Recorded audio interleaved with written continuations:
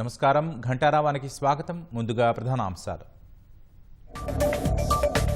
నకిలీ విత్తనాలు ఎరువులు విక్రయిస్తే పీడీ కేసులు పెట్టాలన్న ముఖ్యమంత్రి. జిల్లాల్లో కలెక్టర్లు పోలీసులు అప్రమత్తంగా ఉండాలని మార్గనిర్దేశం. రాష్ట్రంలో ప్రభుత్వ ఉద్యోగాల నోటిఫికేషన్ జారీకి పరిపాలన కసరత్తు. ఎస్సీ వర్గీకరణ ఆధారంగా సవరణ ప్రతిపాదనలు పంపాలని సర్కార్ ఆదేశం. మత్తు పదార్థాల విక్రయానికి నయా దందాకు నైజీరియన్ ముఠాల తెర.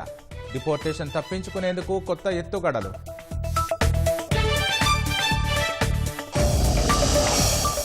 ఉగ్రవాదంపై పోరాడే దేశాలకు ఆపరేషన్ సింధూర్ కేసు స్టడీ అన్న అమెరికా. పాక్లోని ఏ ప్రాంతంపైనైనా దాడి చేయగలదని భారత్ నిరూపించిందని వెల్లడి. అమెరికాయేతర పౌరులపై భారం మోపే దిశగా ట్రంప్ చర్యలు. స్వదేశానికి చేసే నగదు బదిలీపై 5% పన్ను విధించేలా బిల్లు రూపకల్పన.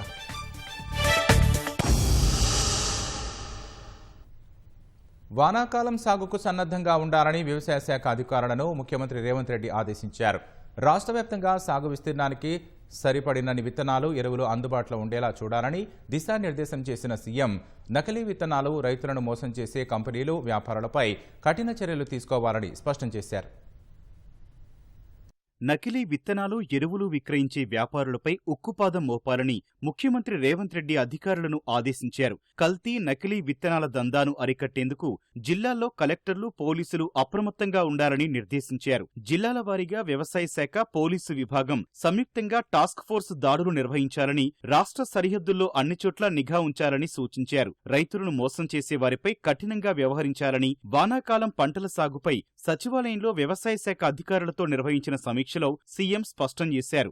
ఎవరెవరు కల్తీ విత్తనాలు విక్రయిస్తున్నారు, ఎక్కడ నిల్వలున్నాయి, ఎక్కడి నుంచి రవాణా అవుతున్నాయనే వివరాలపై అధికారులకు సమాచారం ఉందని, ఎవరిని ఉపేక్షించకుండా చట్టప్రకారం చర్యలు తీసుకోవాలని దిశానిర్దేశం చేశారు. నకిలీ దందా చేసే వ్యాపారులపై పీడీ యాక్ట్ కేసులు పెట్టాలని ఆదేశించారు. విత్తనాలు, ఎరువులకి సంబంధించి రైతులకి ఇబ్బంది లేకుండా ఉండేలా జిల్లాల కలెక్టర్లు, ఎస్పీలు, పోలీసు కమిషనర్లతో మాట్లాడాలని ప్రభుత్వ ప్రధాన కార్యదర్శి రామకృష్ణారావును ముఖ్యమంత్రి రేవంత్ రెడ్డి ఆదేశించారు. అన్ని జిల్లాల్లో సరిపడే విత్తనాలు, ఎరువులు అందుబాటులో ఉన్నట్లు ముఖ్యమంత్రికి అధికారులు వివరించారు. ఈ సీజన్లో వరి, పత్తి సాగు ఎక్కువగా ఉంటుందని, రైతుల నుంచి డిమాండున్న అన్ని కంపెనీల విత్తనాలు మార్కెట్లో ఉన్నట్లు చెప్పారు. ఎరువులు, విత్తనాలపై ఆందోళన చెందాల్సిన అవసరం లేదని ముఖ్యమంత్రి రైతులకు భరోసా ఇచ్చారు. ఈసారి రుతుపవనాలు ముందే వస్తుండటంతో రాష్ట్రంలోనూ వానలు ముందుగానే కురిసే అవకాశముందని, వాతావరణ శాఖ చేసిన సూచనలను కర్షకులు గమనించాలని సూచించారు. అందుకనుకూలంగా సరైన సమయంలో పంటలు వేసుకోవాలని, నకిలీ విత్తనాలు కొని మోసపోవద్దని రైతులను అప్రమత్తం చేశారు. విత్తన పాకెట్లు కొనేటప్పుడు తప్పకుండా బిల్లు, ప్యాకెట్ను పంటకాలం ముగిసేంత వరకు భద్రపరచుకోవాలని ముఖ్యమంత్రి సూచించారు. నకిలీ కంపెనీలు, కల్తీ విత్తనాల బారిన పడి రైతులు మోసపోకుండా పెద్ద ఎత్తున అవగాహన కల్పించాలని వ్యవసాయ శాఖను సీఎం రేవంత్ ఆదేశించారు. మైనార్టీల అభ్యున్నతికి కాంగ్రెస్ ప్రభుత్వం కట్టుబడి ఉందని ముఖ్యమంత్రి రేవంత్ రెడ్డి స్పష్టం చేశారు. హైదరాబాద్లో హజ్ యాత్రికుల బస్సును జెండా ఊపి సీఎం ప్రారంభించారు. అనంతరం మాట్లాడిన సీఎం రేవంత్ రాజీవ్ యువ వికాసం దరఖాస్తుల్లో నిరుద్యోగ ముస్లిం యువతకు అధిక ప్రాధాన్యం ఇస్తున్నామని వెల్లడించారు. ముస్లింలకు 25,000 రాజీవ్ యువ వికాసం యూనిట్లు తప్పక మంజూరు చేస్తామని హామీ ఇచ్చారు. మైనార్టీల కోసం ఏడాదిన్నరలోనే 580 కోట్లు కేటాయించామని సీఎం రేవంత్ గుర్తు చేశారు. आज अल्लाह घर पे जा रहे, मेरे ख्याल से 6,000 लोग दरखास्त किए, हर दरखास्त को तेलंगाना सरकार ने मंजूर किए. वो फीस रियम्बर्समेंट हो, नहीं तो इंदिरा घर देने के, और सरकार नौकरियों में भी अभी जो रिक्रूटमेंट हुआ, मैं पूरा डेटा है, हर जगह में मुसलमानों को जो हिस्सा मिलना है बराबर हिस्सा देने के लिए तेलंगाना राज्य सरकार ने तैयार है. जितने भी हम लोग आज राजीव युवा विकास, जो गरीब लोगों के लिए जो एजुकेटेड अनएम्प्लॉयड यूथ सबसे ज्यादा माइनॉरिटियों में है, तो 6,000 करोड़ रुपए हम लोग 5 लाख नौजवानों को हम लोग सेल्फ एम्प्लॉयमेंट के लिए हम पैसे दे रहे हैं. రాష్ట్రంలో ప్రభుత్వ ఉద్యోగాల భర్తీ నోటిఫికేషన్ జారీకి పరిపాలన కసరత్తు మొదలైంది.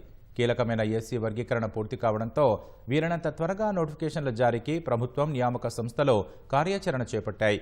2024-2025 ఏడాదికి ఉద్యోగాల భర్తీకి ప్రభుత్వం విడుదల చేసిన జాబ్ క్యాలెండర్కు అనుగుణంగా అప్పటికే ప్రభుత్వం గుర్తించి పంపించిన ప్రతిపాదనల్లో మార్పులు చేర్పులు జరుగుతున్నాయి.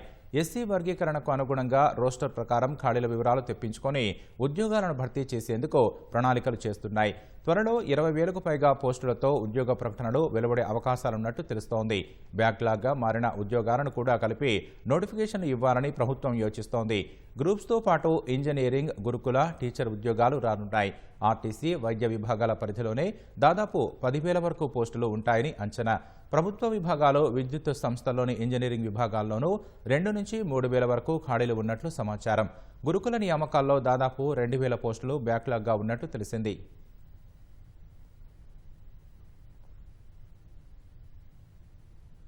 గడిచిన ఆర్థిక సంవత్సరంలో రాష్ట్ర ఆదాయం అంచనా కంటే 53,000 కోట్లు తగ్గింది. 2023-24లో రెవెన్యూ రాబడులు 1,69,000 కోట్లకు పైగా ఉండగా 2024-25లో అంతకంటే తక్కువగా కేవలం 1,67,000 కోట్లకు పైగా మాత్రమే ఉంది. పన్ను ఆదాయం అంతకంతకు సంవత్సరంతో పోలిస్తే కేవలం 743 కోట్లు ఎక్కువగా వచ్చింది. మొత్తం మీద 2,12,000 కోట్లకు పైగా వ్యయంతో బడ్జెట్ అంచనాలను 85% చేరుకుంది. 2024-25 ఆర్థిక సంవత్సరం ముగిసే నాటికి 8,782 కోట్ల ద్రవ్యలోటు ఉన్నట్లు తేల్చారు. గత మార్చితో ముగిసిన 2024-25 ఆర్థిక సంవత్సరంలో రాష్ట్ర ఆదాయం తగ్గింది. Comptroller and auditor general CAG వివరాలు ఆ విషయాన్ని తేల్చాయి. అంతకుముందు సంవత్సరం 2023-24తో పోలిస్తే 1,285 కోట్లు తగ్గాయి. 2023-24లో రాష్ట్ర రెవెన్యూ రాబడులు 1,69,089 కోట్లు కాగా 2024-25లో ఆ మొత్తం 1,67,804 కోట్లుగా ఉంది. బడ్జెట్ అంచనాను 78% చేరుకుంది. పన్ను ఆదాయం స్వల్పంగా పెరిగింది. 2023-24లో పన్నుల ద్వారా 1,35,540 కోట్లు కాగా 2024-25లో ఆ మొత్తం 1,36,283 కోట్లుగా ఉంది. ముందు ఏడాదితో పోలిస్తే కేవలం 743 కోట్లు మాత్రమే పెరిగాయి. పన్ను ఆదాయం బడ్జెట్ అంచనాని 82% చేరుకుంది. జీఎస్టీ అమ్మకం పన్ను ఆదాయం స్వల్పంగా పెరగ్గా స్టాంపులు, రిజిస్ట్రేషన్లు, ఎక్సైజ్ పన్నుల ద్వారా వచ్చే ఆదాయం ముందు ఏడాదితో పోలిస్తే తగ్గింది. కేంద్ర పన్నుల్లో రాష్ట్ర వాటాలో పెరుగుదల ఉంది. పన్నేతర ఆదాయం 2023-24లో 23,819 కోట్లు రాగా 2024-25లో 23,607 కోట్లకు తగ్గింది. కేంద్రం నుంచి వచ్చిన గ్రాంట్ల మొత్తం తక్కువగానే ఉంది. 2023-24లో గ్రాంట్ల రూపంలో 9,729 కోట్లు రాగా 2024-25లో 7,913 కోట్లు మాత్రమే రాష్ట్రానికొచ్చాయి. ప్రభుత్వం చేసిన రుణాల మొత్తం తక్కువగానే ఉంది. 2023-24లో రాష్ట్ర ప్రభుత్వం అప్పుల రూపంలో 49,589 కోట్లు సమీకరించుకోగా 2024-25లో 48,322 కోట్లు మాత్రమే తీసుకుంది. గడిచిన ఆర్థిక సంవత్సరంలో రాష్ట్ర ప్రభుత్వానికి అన్ని రకాలుగా 2,17,651 కోట్లు సమకూరాయి. బడ్జెట్ అంచనాలో ఇది 79% పైగా ఉంది. సంవత్సరం ముగిసే నాటికి 2,12,796 కోట్ల వ్యయం చేసింది. బడ్జెట్ అంచనాలో 83%గా ఉంది. 2023-24 కంటే దాదాపు 1,000 కోట్లు అధికంగా ఖర్చు చేసింది. 2024-25లో వడ్డీల చెల్లింపుల కోసం 26,688 కోట్లు, వేతనాలపై 42,245 కోట్లు, పింఛన్లకు 16,950, రాయితీలపై 11,508 కోట్లు ఖర్చు చేసింది. 2024-25 ఆర్థిక సంవత్సరంలో 8,782 కోట్ల రెవెన్యూ లోటు, 48,322 కోట్ల ఆర్థిక లోటు చూపారు. 21,633 కోట్ల ప్రాథమిక లోటు ఉన్నట్లు తేల్చారు. స్టాంపులు, రిజిస్ట్రేషన్లకు సంబంధించి స్థానిక సంస్థలకు బదలాయించిన 5,000 కోట్లకు పైగా మొత్తాన్ని కలిపితే గణాంకాలు మారతాయని ప్రభుత్వ వర్గాలు చెబుతున్నాయి. 2024-25లో ఒక్క మార్చి నెలలోనే 17,535 కోట్ల పన్నేతర ఆదాయం వచ్చినట్లు చూపారు. కేంద్రం నుంచి గ్రాంట్లు మార్చిలోనే ఎక్కువగా 1,903 కోట్ల మేర రాష్ట్రానికొచ్చాయి. కృష్ణా బేసిన్లో 2 రాష్ట్రాల నీటి వినియోగాలను పరిశీలించి బేసిన్ వెలుపలి వినియోగాన్ని పరిగణలోకి తీసుకుని కృష్ణా ప్రాంత రైతుల ప్రయోజనాలను ట్రిబ్యునల్ పరిరక్షించాలని తెలంగాణ విన్నవించింది. కృష్ణా జలాల పునఃపంపిణీపై ఢిల్లీలో విచారణ నిర్వహిస్తున్న బ్రిజేష్ కుమార్ ట్రిబ్యునల్ ఎదుట 2వ రోజు తెలంగాణ తరపు సీనియర్ న్యాయవాది వైద్యనాథన్ వాదనలు వినిపించారు. తెలంగాణలో ఒక టీఎంసీ నీటితో 12,800 ఎకరాలు, ఏపీలో 8,400 ఎకరాలకు సాగునీరు ఇస్తున్నారు. ఏపీలో నీటి వినియోగ సామర్థ్యాన్ని పెంచడం ద్వారా పొదుపు చేసే నీటిని తెలంగాణకు కేటాయించాలని కోరారు. పలు మార్గాల్లో పొదుపు చేసిన నీటిని బేసిన్ లోపల ప్రాజెక్టులకు కేటాయించాలని వాదించారు. కానీ ఉమ్మడి ఏపీ రాష్ట్రంలో శ్రీశైలం ఎడమగట్టు కాలువను కాదని బేసిన్ వెలుపలి ప్రాంతంలో ఉన్న శ్రీశైలం కుడి బ్రాంచ్ కాలువకు నీటిని కేటాయించాలని గుర్తు చేశారు. ట్రిబ్యునల్ 1 ప్రకారం ఆ కేటాయింపులు సరిచేసి ఎస్ఎల్బీసీకి కేటాయింపులు చేయవచ్చని వైద్యనాథన్ వాదించారు. కృష్ణా జలాల ద్వారా తెలంగాణలో 15% సాగు విస్తీర్ణానికి సాగునీరు అందుతుంటే ఏపీలో 95% మేరకు అందుతున్నాయని వివరించారు. ఈ అసమానతలను సరిచేసి వెనుకబడిన జిల్లా మహబూబ్నగర్ లాంటి కరువు పీడిత ప్రాంతాలకు న్యాయం చేయాలని కృష్ణా ట్రిబ్యునల్ను వైద్యనాథన్ కోరారు. అనంతరం విచారణను జూలై 23, 24, 25వ తేదీలకు ట్రిబ్యునల్ వాయిదా వేసింది.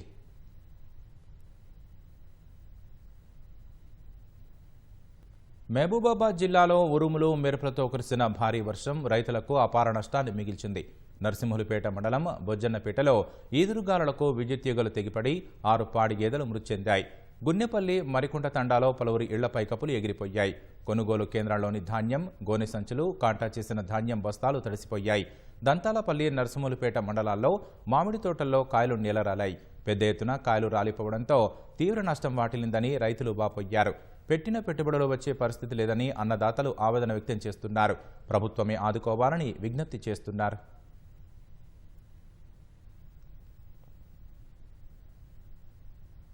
వర్షంతో మామిడి కాయలు బాగా అపారమైన నష్టం జరిగింది. రైతులకు ఎనలేని నష్టం జరిగింది. ఒక్కొక్క చెట్టు కింద ఎండ పోసినట్టే రాలినాయి. ఒడ్లు తడిసిపోయినాయి. మేము రైతులు ఉండాలా, మాకు ఏం దోయక నానా గడ్డి గడిచినట్టు అయిపోతుంది ఇప్పుడు పరిస్థితి. దీన్ని గవర్నమెంట్ స్పందించి మాకేమైనా నష్టపరిహారం కట్టిస్తే చాలా బాగుంటుందని ఆలోచించి తీరా మామిడికాయ కోసే టైంకు నాకు మామిడి తోట మొత్తం కాయలన్నీ మొత్తం లేకుండా రాలిపోయినాయి. సుమారు ఒక 15 నుంచి 20 టన్నుల కాయ రాలిపోయింది. మేము పెట్టుబడే దీనికి మందులు అయితే అదైతే మొత్తం పెట్టుబడే 2.5 లక్షల చిల్లర పెట్టినాము. మొత్తం దగ్గర మాకు ఒక 5 నుంచి 6 లక్షల పంట నష్టం జరిగింది. ఉన్నది కూడా మొత్తం రాలిపోవడం జరిగింది. సో మాకు గవర్నమెంట్ ఏదో ఒక విధంగా మమ్మల్ని ఆదుకోవాలని మేము కోరుకుంటున్నాము. దేశంలో ఏళ్ల తరబడి డ్రగ్స్ దందాను సాగిస్తున్న నైజీరియన్ ముఠాలు ఇప్పుడు సరికొత్త పద్ధతులతో వ్యాపారం చేస్తున్నారు. భారతీయ చట్టంలోని లొసుగులను నిందితులు అస్త్రాలుగా మార్చుకుంటున్నారు. నకిలీ పత్రాలతో దేశంలోకి ప్రవేశించడం దగ్గర నుంచి పోలీసులకు పట్టుబడితే చట్ట ప్రకారం దేశంలోని ఉండిపోయేందుకు పన్నాగం పందుతున్నట్లు టీజీఎన్ఏవి పోలీసులు గుర్తించారు. నైజీరియాకి చెందిన స్టాన్లీ 2009లో భారత్కి వచ్చి గోవాను డ్రగ్స్ దందాకి అడ్డాగా చేసుకున్నాడు. వీసా గడువు ముగిసిన దేశం విడిచి వెళ్లకుండా ఉండేందుకు అతడు వేసిన ఎత్తుగడ పోలీస్ అధికారులను నివ్వెరపోయేలా చేసింది. వీసా గడువు ముగిసినా అక్రమంగా నివాసం ఉండటంతో పోలీసులతో తానే కేసు నమోదు చేయించుకుని గోవాలోని కోల్వరే జైలుకెళ్లాడు. దాదాపు 6 నెలల తర్వాత బెయిల్పై బయటకు వచ్చిన స్టాన్లీ కేసు విచారణ పూర్తయ్యే వరకు చట్టప్రకారం భారత్లోనే ఉండే పరిస్థితిని సృష్టించుకున్నట్లు తెలంగాణ యాంటీ నార్కోటిక్ బ్యూరో పోలీసులు గుర్తించారు. ఇక్కడితో ఆగకుండా దేశం దాటకుండా ఉండేందుకు రాజస్థాన్కి చెందిన ఉషా చండేల్ అనే మహిళని వివాహం చేసుకున్నాడు. డీజే స్వదేశ్, వికాస్, దివాకర్ బాబుసో వంటి స్థానిక డ్రగ్ సరఫరాదారులతో సంబంధాలు ఏర్పాటు చేసుకుని గోవా, హైదరాబాద్లో దందాను విస్తరించినట్లు టీజీఏఎస్బీ దర్యాప్తులో తేలింది. మాదక ద్రవ్యాల రవాణా కాదు, వీసా, సిమ్ కార్డుల కోసం నకిలీ పత్రాలు సృష్టించడం వారి దందాలో సాధారణమైపోయింది. మెట్రో నగరాల్లో మారుపేర్లతో చలామణి అవుతూ తప్పుడు పత్రాలతో పొందిన సిమ్ కార్డులు సామాజిక మాధ్యమంలో ఖాతాల ద్వారా కస్టమర్లతో సంప్రదింపులు జరుపుతున్నారు. వీసా గడువు ముగిసినా ఇక్కడే కొనసాగేందుకు కావాలనే చిన్నపాటి కేసుల్లో ఇరుక్కోవడం వారి కుయుక్తుల్లో భాగమని దర్యాప్తులో వెల్లడైంది. ఒకసారి కేసు నమోదైతే విచారణ పూర్తయ్యే వరకు లేదా శిక్షాకాలం ముగిసే వరకు వారిని డీపోర్టు చేయడం కష్టమవుతుంది. ఈ అవకాశాన్ని ఆసరగా చేసుకుని వారు బెయిల్పై బయటకు వచ్చి మళ్లీ తమ దందాను ప్రారంభిస్తున్నట్లు పోలీసులు గుర్తించారు. కేసుల విచారణ ముగిసే వరకు వారిపై నిఘా ఉంచడం పోలీసులకు సవాల్గా మారుతోంది. జైలు నుంచి తమకున్న నెట్వర్క్ ద్వారా ఆ ముఠా దందా కొనసాగిస్తున్నట్లు తేలింది. ఏజెంట్లను నియమించుకుని కొరియర్ సర్వీసుల ద్వారా డ్రగ్స్ తెప్పించి అమ్మగా వచ్చిన డబ్బును వెస్టర్న్ యూనియన్ వంటి సేవల ద్వారా నైజీరియాకి పంపేవారని పోలీసులు పేర్కొన్నారు. ఇటీవల ఆత్మహత్య చేసుకున్న సినీ నిర్మాత కేపీ చౌదరి వంటి హైప్రొఫైల్ కస్టమర్లకు ఆ ముఠా డ్రగ్స్ సరఫరా చేసినట్లు విచారణలో అధికారులు గుర్తించారు. డేవిడ్ ఉకా అలియాస్ పాస్టర్ అనే మరో నైజీరియన్ 2013లో బిజినెస్ వీసాపై వచ్చి డ్రగ్స్ దందాలో పాతుకుపోయాడు. అతను all India Nigerian student and community association ఏర్పాటు చేసి డ్రగ్స్ కేసుల్లో ఇరుక్కున్న నైజీరియన్లకు న్యాయ సహాయం అందించే ముసుగులో తన కార్యకలాపాలు సాగించాడు. నకిలీ ధృవీకరణ పత్రాలు, ఇతరుల పేర్లపై సిమ్ కార్డులు తీసుకున్నట్లు నార్కోటిక్ బ్యూరో పోలీసులు గుర్తించారు. తన గురించి ఇంటి యజమానితో సహా ఎవరికీ తెలియకుండా జాగ్రత్త పడుతూ దందా సాగించేవాడని వివరించారు. 2023లో హైదరాబాద్లో డ్రగ్స్ అప్పగించేందుకు వచ్చి టీజీఏఎస్బీ పోలీసులకు చిక్కాడు. నైజీరియన్ డ్రగ్స్ ముఠాలు ఆర్థిక లావాదేవీలను దాచిపెట్టేందుకు షెల్ కంపెనీలు ఏర్పాటు చేసుకున్నారు. పాలస్తీనాకు చెందిన హసన్ అబూ అల్కాస్ ఢిల్లీలో ఉంటూ నైజీరియన్లతో కలిసి నెట్వర్క్ నడుపుతున్నట్లు తెలంగాణ నార్కోటిక్ బ్యూరో పోలీసులు గుర్తించారు. లోన్లు చెల్లించని వారి నుంచి రికవరీ ఏజెంట్ల ద్వారా స్వాధీనం చేసుకున్న కార్లను డ్రగ్స్ సరఫరాకు ఉపయోగించుకోవడం వారి వినూతన పద్ధతుల్లో ఒకటని విచారణలో తేలింది. కొందరు నైజీరియన్లు అసలు గుర్తింపును దాచిపెట్టేందుకు ఇతర దేశాల పాస్పోర్ట్లను పొందుతున్నారు. డ్రగ్స్ దందా కోసమే దేశానికి వస్తున్న చాలా మందిని కేసులు పూర్తయ్యే వరకి డీపోర్టు చేయలేని పరిస్థితి. ఇదంతా దర్యాప్తు సంస్థలకు పెద్ద తలనొప్పిగా మారింది. ఇతర దేశాల పాస్పోర్టులతో వస్తున్న వారిని గుర్తించడం సవాలుగా ఉందని అధికారులు చెబుతున్నారు. ఈ నయా దందాను కట్టడికి దేశంలోని వివిధ దర్యాప్తు సంస్థలు మరింత సమన్వయంతో అధునాతన పద్ధతులను అవలంబించాల్సిన ఆవశ్యకత ఉందన్న అభిప్రాయం వ్యక్తమవుతోంది.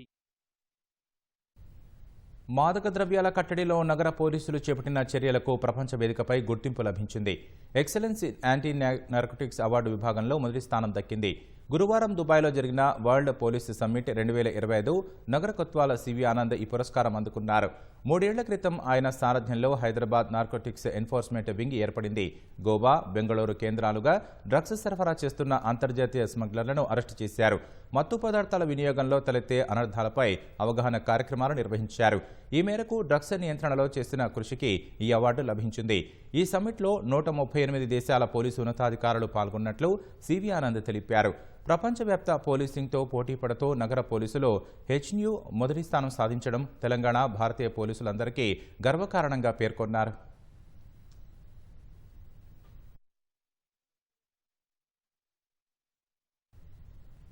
మిస్ వరల్డ్ కంటెస్టెంట్లకు నేడు స్పోర్ట్స్ డే నిర్వహిస్తున్నారు. గచ్చిబౌలి ఇండోర్ స్టేడియం నుంచి మరింత సమాచారం మా ప్రతినిధి నాగార్జున ప్రత్యక్ష ప్రసారం ద్వారా అందిస్తారు.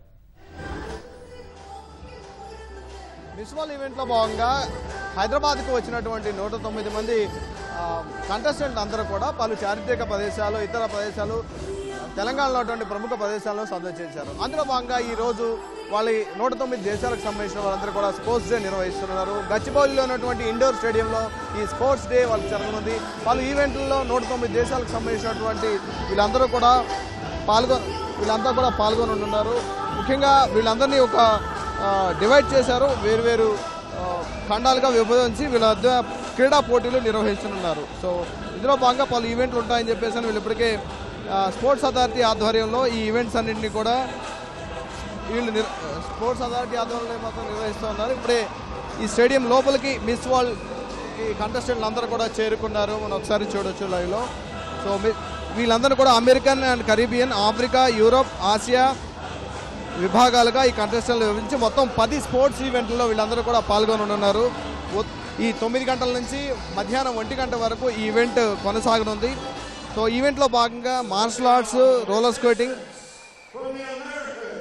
స్టార్ట్ అవుతుంది. టూరిజం 10:30కి టూరిజం మరియు ఎక్సైజ్ శాఖ మంత్రి జూపల్లి కృష్ణారావు గారు దీనికి సంబంధించినటువంటి ఈ ఈవెంట్ని, ఈ స్పోర్ట్స్ డేని ప్రారంభం చేయనున్నారు.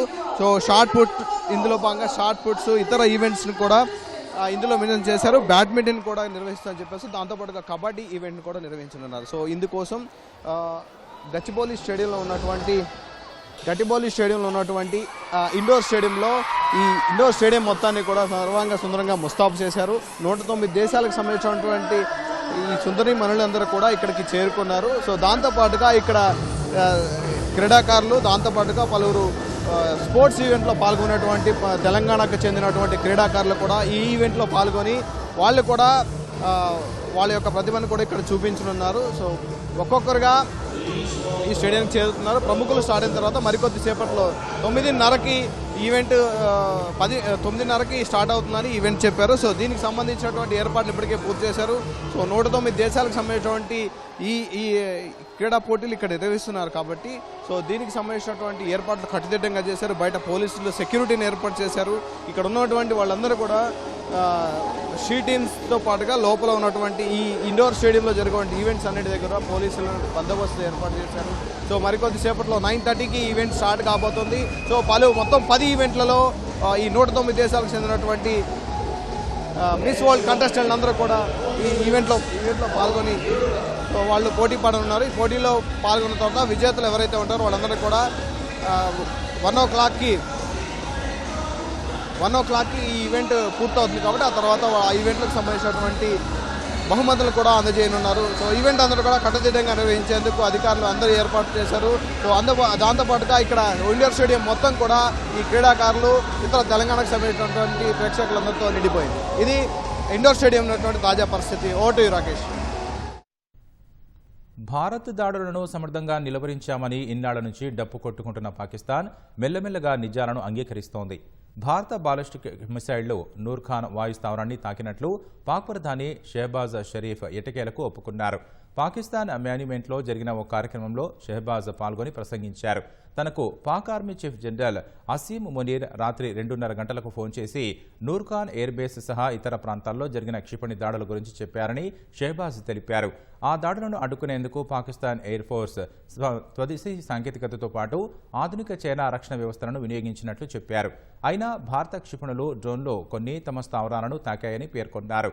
ఏప్రిల్ 22 పెహల్గాం ఉగ్రదాడికి ప్రతీకారంగా ఆపరేషన్ సింధూర్ పేరుతో మే 7న పాక్లోని జైషే మహమ్మద్, లష్కరే తోయిబా ఉగ్ర స్థావరాలను అత్యంత ఖచ్చితత్వంతో భారత్ ధ్వంసం చేసింది. ఆ దాడిలో 100 మందికి పైగా ఉగ్రవాదులు హతమయ్యారు.